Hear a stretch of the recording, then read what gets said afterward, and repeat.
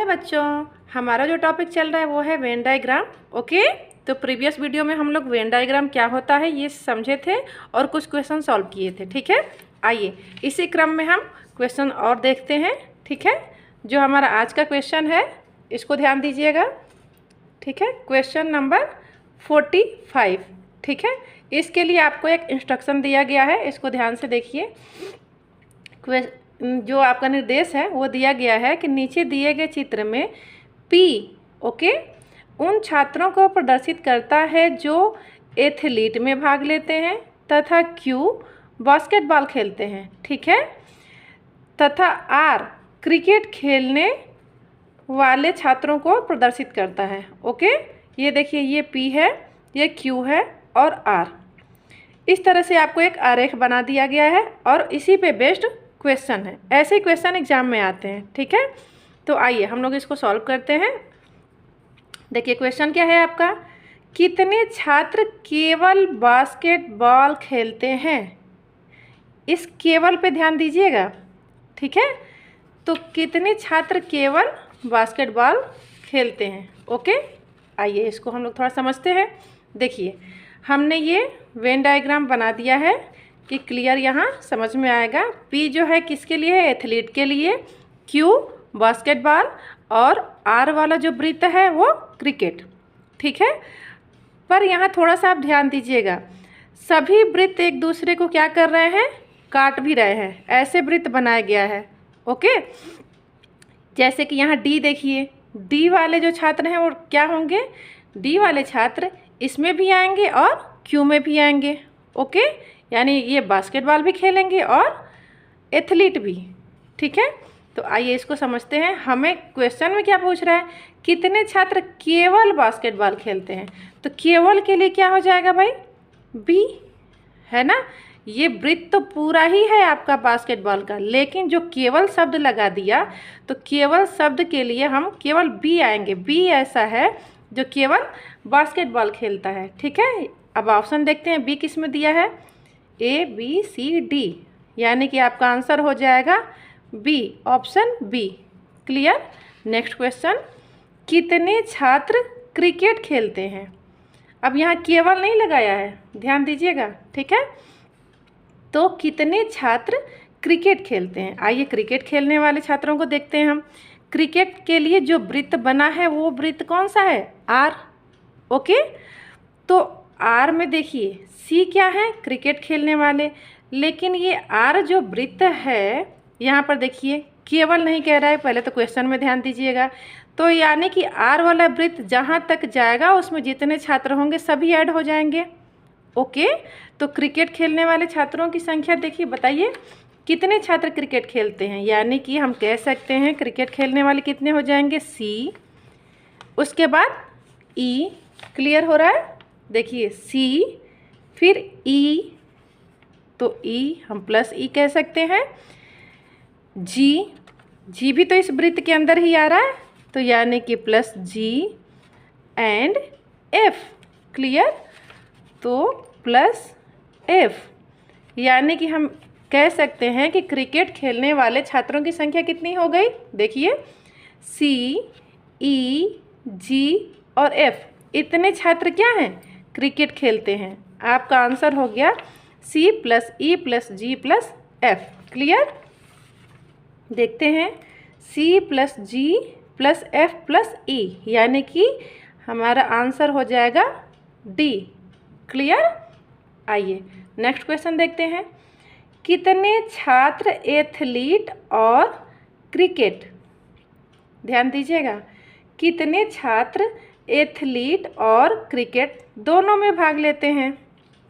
ठीक है, मतलब एथलीट भी हो और क्रिकेट भी हो, तो कितने छात्र एथलीट और क्रिकेट दोनों में भाग लेते हैं। बस यहाँ ध्यान दीजिएगा 47, तो एथलीट भी होना चाहिए और क्रिकेट भी होना चाहिए।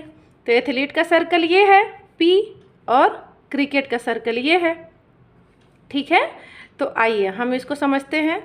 ये देखिए E क्या है, एथलीट भी है और क्रिकेट भी है ना। ऐसे G क्या है, एथलीट भी है और क्रिकेट भी है, यानी कि एथलीट और क्रिकेट दोनों में भाग लेने वाले छात्रों की संख्या कितनी हो जाएगी? E प्लस जी। ये दोनों छात्र इन दोनों में है ना, देखिए एथलीट वाले में भी हैं और क्रिकेट वाले में भी हैं। क्लियर? हम ऐसा कह सकते हैं कि जो ये वृत्त है, ठीक है, ये वाला पॉइंट हमारा ई और जी वो किस दोनों में आ रहा है कि नहीं आ रहा है? ठीक है, एथलीट में भी और क्रिकेट में भी। तो हमारा आंसर हो जाएगा ई प्लस जी। क्लियर? तो यानी कि 47 का आंसर हो गया ई प्लस जी। देखिए option C. Clear? Next question देखते हैं हम। नेक्स्ट क्वेश्चन है कितने छात्र बास्केटबॉल और क्रिकेट दोनों खेलते हैं? अब देखिए यहाँ पर एक कंडीशन दे दिया गया है, पर एथलीट में भाग नहीं लेते हैं। यहाँ ध्यान दीजिएगा, बास्केटबॉल और क्रिकेट दोनों खेलते हैं, ठीक है, पर क्या करते हैं वो? एथलीट में भाग नहीं लेते हैं। ओके, अगेन बास्केटबॉल क्रिकेट दोनों खेलते हैं। बास्केटबॉल का ये है, ठीक है, क्यू, और क्रिकेट यानी आर। कितने छात्र दोनों में भाग लेते हैं, बट एथलीट में भाग नहीं लेते, यानी कि पी वाला जो सर्कल है, एथलीट के लिए कौन सा सर्कल है? पी। ये पी आना ही नहीं चाहिए भाई, ठीक है। तो ये तो बस क्लियर है ऐसे ही कि दोनों में भाग लेने वाले कौन से छात्र हो गए? एफ। ओके, तो आपका आंसर हो जाएगा एफ, यानी कि answer B. Clear? Next question देखते हैं। नेक्स्ट क्वेश्चन है कितने छात्र एथलीट और बास्केटबॉल दोनों में भाग लेते हैं? ओके, एथलीट और बास्केटबॉल, ध्यान दीजिएगा, एथलीट, ठीक है, एथलीट ये है और बास्केटबॉल ये है। पी और क्यू हमें देखना है। अब कह रहा है कि कितने छात्र दोनों में भाग लेते हैं, यानी कि ये दोनों में हमें दिखाना है, इसमें भी हो और एथलीट में भी हो। तो पी क्यू वाला वृत्त ये, ठीक है, D plus G. Okay, D plus G, option C. Clear? D plus G, ठीक है। आइए, बस इसी क्रम में ऐसे ही क्वेश्चन आते हैं और उनको आप डायग्राम जब बना लेंगे तो बहुत कहीं कहीं ऐसे बनाकर भी आता है क्वेश्चन, और कई बार नहीं बनाया होता है तो हमें खुद से बनाना रहता है, ठीक है। तो क्वेश्चन रीड करते जाएंगे और उनको बनाते जाएंगे जैसे क्वेश्चन कह रहा है। बस इसमें इसी तरह बिल्कुल आसानी से क्वेश्चन के आंसर तक हम पहुँच जाएंगे, ठीक है। आइए नेक्स्ट क्वेश्चन देखते हैं हम लोग। नेक्स्ट क्वेश्चन क्या है? Just 1 minute. नेक्स्ट क्वेश्चन है हमारा क्वेश्चन नंबर, देखिएगा क्वेश्चन नंबर कुछ इसी पे बेस्ड, जैसे अभी हमने क्वेश्चन सॉल्व किया इसी तरह और क्वेश्चन है, उनको सॉल्व कीजिएगा आप, ठीक है। आइए हम लोग कुछ और क्वेश्चन करते हैं। क्वेश्चन नंबर आपका 101। क्लियर? 101, ठीक है। तो देखिए यहाँ पर भी क्या है, एक आरेख बनाया गया है और उस आरेख को हम समझते हैं कि क्या है, ठीक है। देखिए कह रहा है कि निम्नलिखित आरेख का अध्ययन कर उत्तर दें। ओके, ये आरेख बनाया गया है तो इसको समझा जाए। एक ये क्या है, रेक्टेंगल, सर्कल और ट्रायंगल बनाया गया है। इसमें कुछ नंबर्स दिए गए हैं 1 2 3 4 5 एंड 6। अब देखिए इसको, इसमें है क्या कि क्वेश्चन कह रहा है कि कौन सी संख्या सभी ज्यामितीय आकृतियों में सम्मिलित है। ये तो बिल्कुल आप देखकर ही बता सकते हैं। देखिए यहाँ पर एक वृत्त है, ठीक है, एक क्या है, ये रेक्टेंगल है और ये क्या है, ट्रायंगल है। तो कह रहे कौन सी संख्या सभी आकृतियों में है, मतलब कि वो वृत्त में भी होना चाहिए, इसमें भी होना चाहिए, रेक्टेंगल में भी और ट्रायंगल में भी होना चाहिए। तो आप बताइए कि ये 5 क्या तीनों में है? बिल्कुल नहीं, रेक्टेंगल में है, वृत्त में है, लेकिन ट्रायंगल में नहीं है। तो इस 3 को ध्यान दीजिएगा। ये 3 जो है, 3 ऐसा नंबर है जो कि तीनों में है, रेक्टेंगल में भी है, सर्कल में भी है और ट्रायंगल में भी है। तो आपका आंसर हो गया 3। अब 3 देखिए कौन से ऑप्शन में दिया गया है, ऑप्शन डी। क्लियर? बस ऐसे ही क्वेश्चन आएगा। अब आइए कुछ और क्वेश्चन करते हैं। Question number 102। ओके, इसको समझते हैं। देखिए यहाँ पर भी क्या है, आपको एक आरेख बना दिया गया है। निम्नलिखित आरेख का क्या कीजिएगा, अध्ययन करके प्रश्नों का उत्तर दीजिए।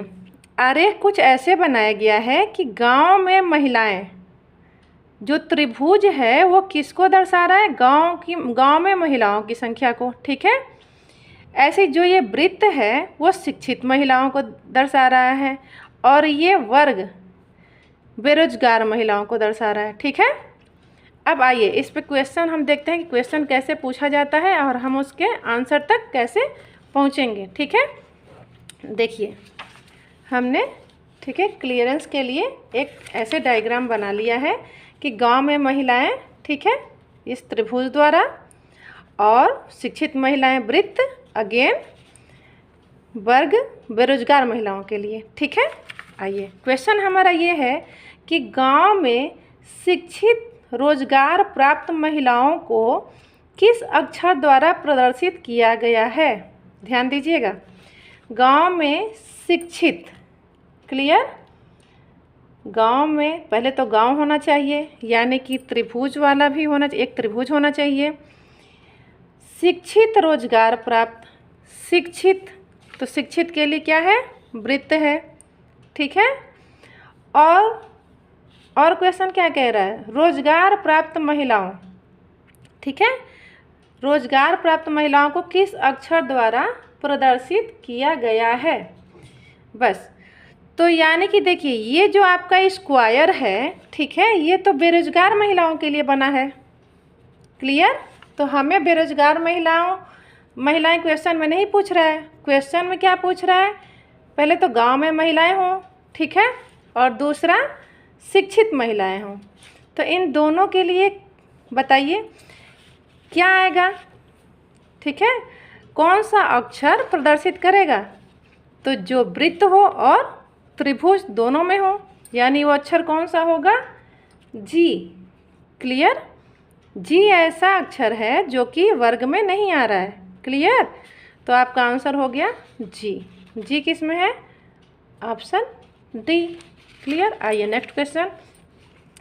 अक्षर डी क्या प्रदर्शित करता है। ठीक है, अक्षर डी क्या प्रदर्शित करता है, डी के बारे में हम लोग थोड़ा सा देखते हैं। डी आपका ये है। ठीक है, तो डी देखिए क्या प्रदर्शित कर रहा है, इसको थोड़ा सा ध्यान दीजिए। डी एक तो गांव में भी है, ठीक है, और डी इस वर्ग के अंदर है, यानी कि बेरोजगार महिलाओं की श्रेणी में भी है और गांव में भी है। ठीक है, लेकिन डी क्या शिक्षित महिलाओं की श्रेणी में है, शिक्षित महिलाओं के लिए सर्कल बनाया गया है, तो शिक्षित में नहीं है ना। देखिए शिक्षित में डी नहीं है, डी केवल यहाँ पर है कि गांव में महिलाएं यानी कि त्रिभुज और बेरोजगार महिलाएं यानी कि ये वर्ग। ठीक है, तो आइए अपना हम लोग देखते हैं हमारा आंसर। गांव में अशिक्षित महिलाएं नहीं, गांव में बेरोजगार महिलाएं जो शिक्षित नहीं है, बिल्कुल ऑप्शन बी। क्लियर? गांव में बेरोजगार महिलाएं जो शिक्षित नहीं हैं। ठीक है, बस नेक्स्ट क्वेश्चन। गांव में शिक्षित बेरोजगार महिलाओं को दर्शाता है। एक क्वेश्चन है आपका 104 कि गांव में शिक्षित बेरोजगार महिलाओं को दर्शाता है। पहले तो गांव होना चाहिए, शिक्षित होना चाहिए और बेरोजगार महिला। ठीक है, तो आइए इसको देखते हैं। यहाँ ध्यान दीजिएगा, गांव भी होना चाहिए, त्रिभुज होना चाहिए, शिक्षित यानी कि वृत्त भी होना चाहिए, बेरोजगार यानी कि ये वर्ग भी होना चाहिए। तो कौन सा हुआ, ई। कौन सा अक्षर, ई। क्लियर? ई अक्षर जो है तीनों में आ रहा है, तो आपका आंसर क्या हो जाएगा, ई। आइए देखते हैं, ई यानी कि ऑप्शन डी। ठीक है, बस इसी तरह क्वेश्चन हम लोग सॉल्व करेंगे। ठीक है, यही है आपका वेन डायग्राम। ठीक है, आज की इस वीडियो में बस इतना ही, बात बाकी नेक्स्ट वीडियो में। Okay, bye bye.